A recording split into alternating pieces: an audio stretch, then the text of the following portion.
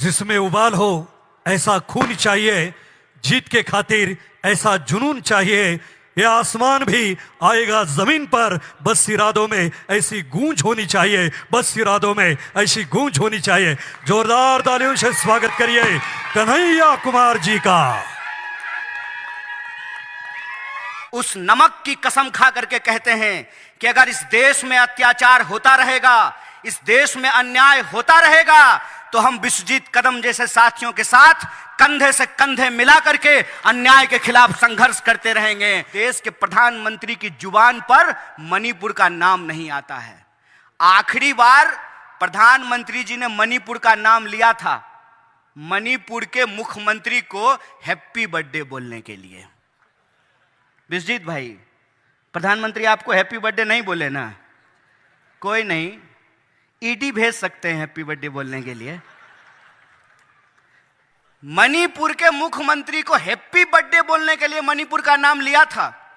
जब महिलाओं को नंगा करके घुमाया जा रहा था, उनका वीडियो बनाया जा रहा था, पुलिस के हथियार लूटे जा रहे थे, नौजवानों के ऊपर गोलियां चलाई जा रही थी, तो ना जय शाह के पप्पा को फुर्सत थी, ना देश के प्रधानमंत्री को फुर्सत थी कि वो उस पर मुंह खोल सकें। आजकल सरकार कह रही है कि हम दुनिया का सबसे विकसित अर्थव्यवस्था बनने वाले हैं।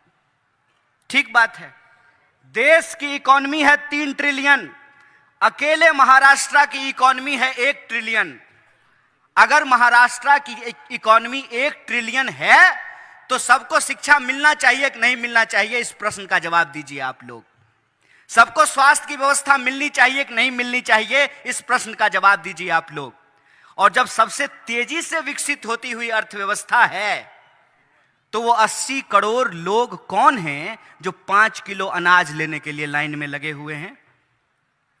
इस प्रश्न को आप सोचिए कि जो कहते थे कि बिल्ली के रास्ता काटने से अशुभ होता था, जो कहते थे कि पृथ्वी गोल नहीं चपटी है, वही लोग आज गद्दी पर बैठ करके कह रहे हैं कि बधाई दीजिए, हम चंद्रयान छोड़ दिए हैं, चंद्रमा पर पहुंच गए हैं। ज्ञान के महत्व को हमको समझना पड़ेगा, और ज्ञान जब हमने प्राप्त किया है तो हमको देश की व्यवस्था को समझनी पड़ेगी। और देश की व्यवस्था में आम लोगों के साथ जो अत्याचार हो रहा है, जो गरीब लोगों के साथ अत्याचार हो रहा है, उस अत्याचार के खिलाफ हमको सवाल पूछना पड़ेगा। और जब आप सवाल उठाएंगे तो लोग कहेंगे कि आप राजनीति करते हैं, तो उनको कहिएगा कि आप राजनीति कर सकते हैं तो हम भी राजनीति कर सकते हैं। अगर हम वोट दे करके नेता चुन सकते हैं तो हम भी नेता बन सकते हैं। यह आपका अधिकार है, यह आपका लोकशाही का अधिकार है। आपके मुंह में जबान हो, आपके दिमाग में सवाल हो, आप अपने सवाल को खड़ा कर सकें, तभी आपको अपने आसपास होने वाले अन्याय नजर आएंगे। और आप सोच करके बताइए कि आमदार बनेंगे 5 साल के लिए, खासदार बनेंगे 5 साल के लिए, प्रधानमंत्री बनेंगे 5 साल के लिए, और गरीब और किसान का बच्चा बनेगा, आर्मी में नौकरी करेगा 4 साल के लिए। अग्निवीर के नाम पर इस देश के नौजवानों के साथ धोखा किया गया है।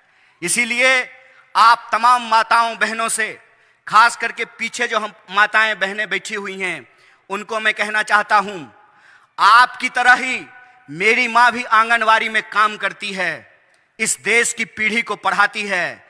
हमने आपका नमक खाया है, उस नमक की कसम खा करके कहते हैं कि अगर इस देश में अत्याचार होता रहेगा, इस देश में अन्याय होता रहेगा, तो हम विश्वजीत कदम जैसे साथियों के साथ कंधे से कंधे मिला करके अन्याय के खिलाफ संघर्ष करते रहेंगे और अन्याय के खिलाफ अपनी आवाज को बुलंद करते रहेंगे।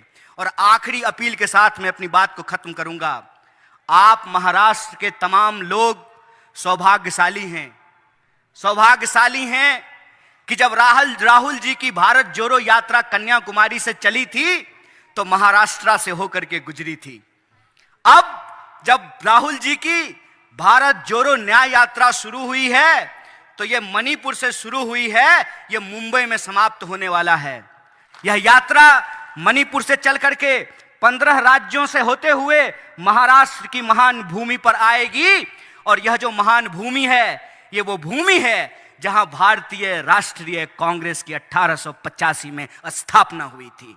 इसीलिए हमारी यात्रा का अंत जो है वो मुंबई में होने वाला है। तो मैं आप तमाम लोगों से यह आग्रह करना चाहता हूं कि अगर आप चाहते हैं कि इस देश के किसानों के खिलाफ होने वाले अन्याय खत्म हो, अगर आप चाहते हैं कि इस देश की महिलाओं पर होने वाले अन्याय खत्म हो, अगर आप चाहते हैं कि इस देश के नौजवानों के खिलाफ होने वाले अन्याय खत्म हो और इस देश की आम आवाम के खिलाफ होने वाले अन्याय को खत्म किया जाए, तो न्याय के लिए आपको इस भारत जोड़ो न्याय यात्रा में शामिल होना चाहिए। तो मैं आपसे एक सवाल पूछना चाहता हूं, आप सब लोग अन्याय को समाप्त करना चाहते हैं? हाथ उठा करके बताइए। अगर आप अन्याय को समाप्त करना चाहते हैं तो मैं आपको आमंत्रण देना चाहता हूं भारतीय राष्ट्रीय कांग्रेस की ऑल इंडिया कांग्रेस कमेटी की तरफ से कि आप भारत जोड़ो न्याय यात्रा में शामिल होइए। और हमको पूरा भरोसा है कि जिस तरीके से बंटी भाई बैठे हुए हैं और विश्वजीत भाई यहां बैठे हुए हैं, आप तमाम लोग जिस तरीके से पिछली बार भारत जोड़ो यात्रा में बढ़ चढ़ करके हिस्सा लिए थे, आप तमाम लोगों को लेकर के आप भारत जोड़ो न्याय यात्रा में भी शामिल होंगे। इसी अपील के साथ, इसी आमंत्रण के साथ और एक बार फिर से आपको शुभेच्छा देते हुए और पूरे सम्मानित मंच को शुक्रिया अदा कहते हुए अपनी बात को खत्म करूंगा। शुक्रिया। इनकलाब जिंदाबाद। जय हिंद, जय भारत, जय महाराष्ट्र।